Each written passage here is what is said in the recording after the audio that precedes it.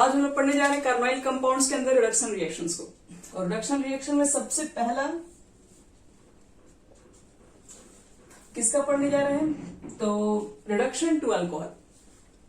आपके पास carbonyl compounds है तो आप इसको अल्कोहल में कैसे कन्वर्ट कर सकते हो।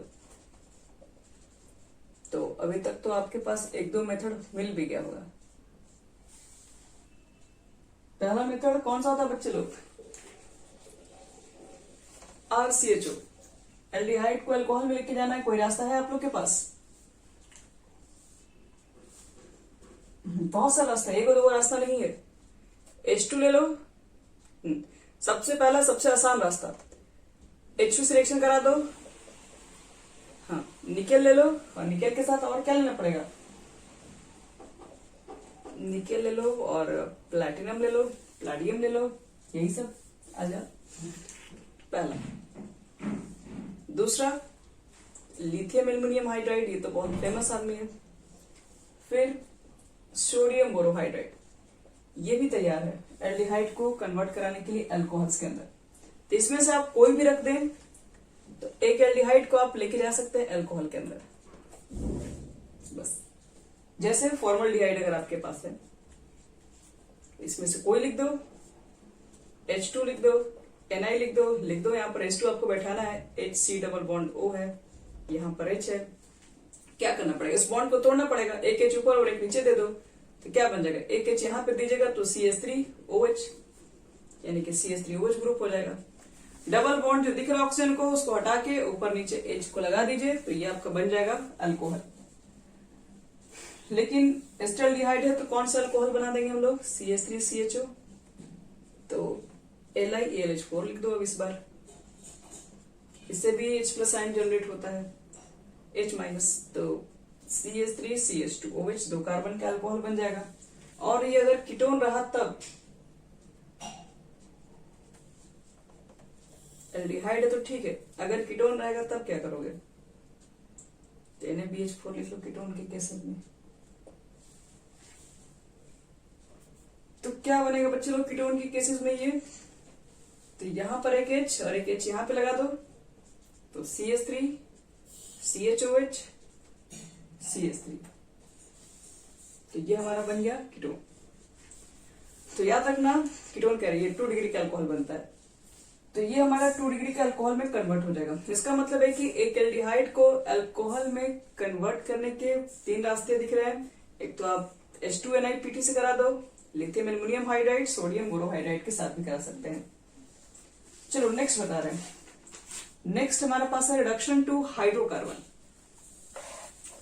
हाइड्रोकार्बन में डायरेक्ट हम जाते हैं कि एल्डिहाइड से हाइड्रोकार्बन लाने के लिए हम बहुत लंबा मेहनत नहीं करें। जैसे कि आप लोग क्या करते हैं, ऑक्सीडेशन कराते हैं, फिर इसको सोडियम एस्टेट सोडा लाइन्स बना के तब जाके उसको मिथेन्स लेके आते हो, एल्केन में कन्वर्ट करते हो, तो काफी लंबा रास्ता हो गया। हम चाहते हैं कि वो एक ही लाइन में बन जाए एल्केन के अंदर।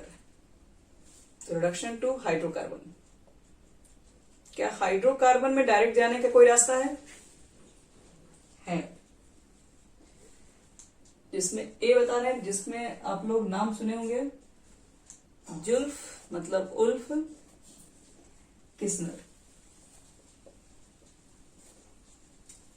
किस्नर के रिएक्शन को पहचानिए, रिडक्शन।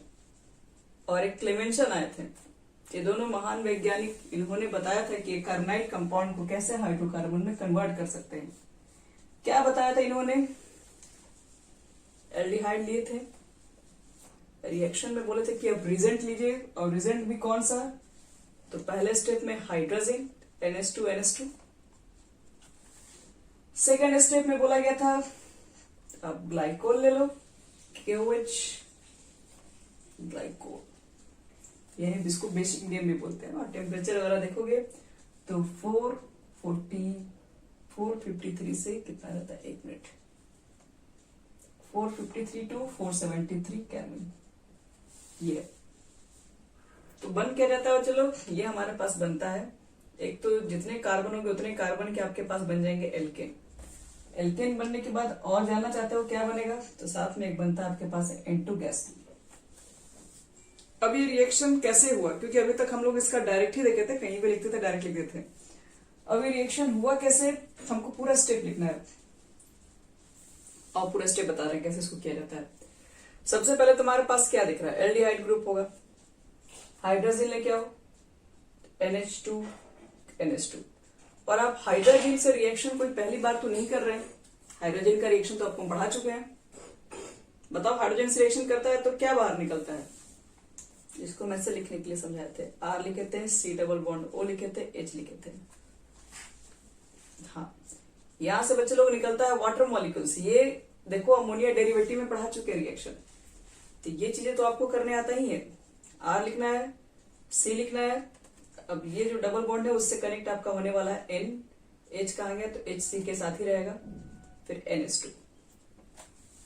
ये हाइड्रोजन बनता है, ये तो हमें पहले से भी पता है हाइड्रोजन। हमारा जो नेक्स्ट स्टेप है, आप लेते हैं KOH और एथिलीन ग्लाइकोल के प्रेजेंस में रिएक्शन को करवाते हैं। KOH और ग्लाइकोल भी रहता है और कुछ टेम्परेचर भी देते हैं। तो देखो इसमें ज्यादा कुछ होगा नहीं, जैसे आप ये काम कर रहे होते हैं अगले स्टेप में, मुझे लग रहा है कि इसमें ये सब चीजें ना, सेकेंड स्टेप कुछ नहीं, रिएक्शन में पार्टिसिपेटिंग ये सब का नहीं होता है, ये एक ही स्टेप में सब हो जाता है। हाइड्रोजन लेते हैं, एथिलीन ग्लाइकोल लेते हैं, और ये सब कुछ चीजें एक ही लाइन में आप लिख सकते हैं। इसके लिए फर्स्ट और सेकेंड स्टेप कुछ नहीं करना। देखो जैसे ये KOH और ग्लाइकोल के साथ इसका होता है रिएक्शन, तो रिएक्शन के थ्रू क्या बनता है, सबसे पहला तो देखो यहाँ पर नाइट्रोजन गैसेस पहली बार बाहर निकल जाती हैं, तुरंत बाहर निकाल दो ऐसे नाइट्रोजन गैसेस, और नाइट्रोजन गैसेस बाहर निकाल दोगे तो बचेगा क्या आपके पास, एक हाइड्रोजन पहले से ही है और दो हाइड्रोजन यहाँ पर है, तो कुल मिला के R। तो यही हमारा फाइनल जो प्रोडक्ट है, इसमें क्या क्या बन रहा है। एक तो देख रहे हो कि एल्केन बन रहा है, N2 गैस भी बन रहा है, और साथ में देखा जाए तो एक प्रोडक्ट और भी बन रहा है जिसका नाम है H2O। तो ये पूरा रिएक्शन है, मेन आपके पास यही है, एल्केन का कन्वर्जन है। बाकी N2 और H2 को अभी तक लिख नहीं रहे थे, लेकिन आप अब हमेशा इसको साथ में याद रखिएगा, उसको ये भी लिखना है। तो उल्फ क्वेश्चनर में क्या करते हैं, एल्डिहाइड्स को या फिर कीटोन्स को कन्वर्ट करवाते हैं एल्केन के अंदर ही। जैसे इसमें कीटोन वाला को भी देख लेते हैं, R हो गया, C डबल बॉन्ड O हो जाएगा, फिर यहाँ पर आपके पास R हो जाएगा, हाइड्रोजन लेंगे आप NH2 फिर प्लस एथिलीन ग्लाइकोल और KOH और ग्लाइकोल ले लेते हैं। क्या बनता है, तो स्टेप तो सबको आता है बनाने इसके अंदर। यहाँ पर सबसे पहला स्टेप क्या बताए थे, ये रिएक्शन करेगा तो H2O बाहर निकल जाएगा, डबल बॉन्ड से कनेक्ट हो जाएगा इसमें, और H2 निकालोगे तो N2 निकालोगे तो क्या होगा, N2 निकालने के बाद आपके पास ये सिर्फ H2 बचेगा, क्योंकि ये तो H2 तो निकल चुका है। तो दो हाइड्रोजन को ऐड करोगे तो दो हाइड्रोजन को आप ऐड करोगे तो क्या बन जाएगा, RCH2R। ये हो गया हमारा एल्केन। और प्लस में क्या क्या बाहर निकला, एक तो N2 निकला होगा और एक H2O भी निकला होगा। इसी तरीके से एस्टोफिनोन्स वगैरह के अंदर भी, बेंजोल्डिहाइड्स के अंदर भी आप रिएक्शन को करवा सकते हैं हर जगह। इथाइल बेंजीन भी अगर मान लो बनाना है तो क्या करोगे, ये ले लेना, एस्टोफिनॉल ले लेना,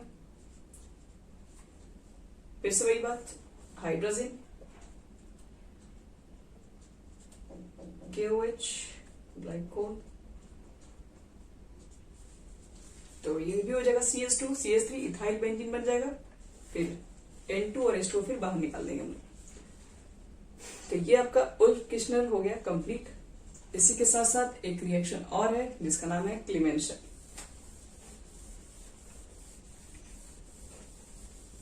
ये भी रिडक्शन टू हाइड्रोकार्बन ही है, रिडक्शन टू हाइड्रोकार्बन।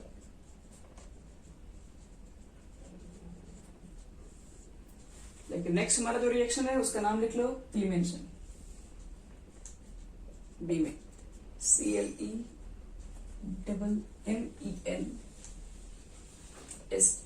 क्लीमेंशन रिडक्शन।